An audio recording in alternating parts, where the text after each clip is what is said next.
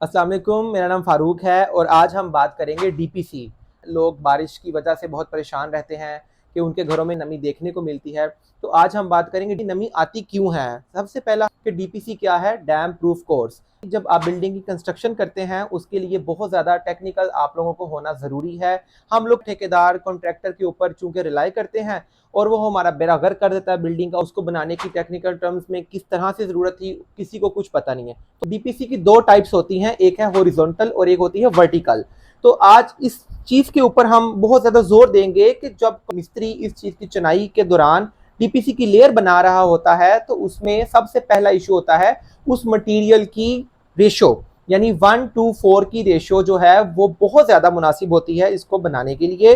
और उसके बाद आ जाता है इसकी टाइप्स, हॉरिजॉन्टल और वर्टिकल। ये डिपेंड करता है हमारी बिल्डिंग कौन सी है, हमारी कंस्ट्रक्शन किस डोमेस्टिक है, कमर्शियल टाइप है, हमारी बिल्डिंग का यूज़ क्या है, उसके अकॉर्डिंगली हम जो इस चीज़ को डिसाइड करते हैं कि डीपीसी कितनी ज़रूरी है। डीपीसी जो है वो लोगों की अवेयरनेस में चूंकि नहीं है, वो सिर्फ ये समझते हैं कि हम एक कंक्रीट की लेयर बिछा देंगे तो हमारा जो है वो कंसेप्ट क्लियर हो गया या हमारी डीपीसी मुकम्मल हो गई, जबकि ऐसा बिल्कुल भी नहीं है।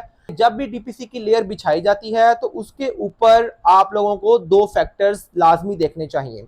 सबसे पहले आपने डीपीसी की लेयर बिछानी है, उसके बाद आपने उसके ऊपर बिचुमन का एक कोट करना है।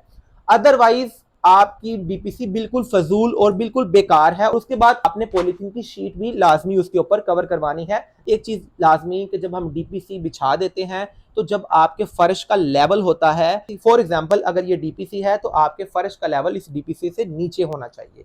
ओके, अगर आपके फर्श का लेवल या आप फाइनल फर्श बना रहे होते हैं वो डीपीसी से ऊपर आ जाए तो डेफिनेटली डीपीसी तो आपके फर्श के लेवल से नीचे छुप गई है, तो उसने वो प्रॉपर काम नहीं करना। देन आपने उसके ऊपर ईंटों की चुनाई करवानी है।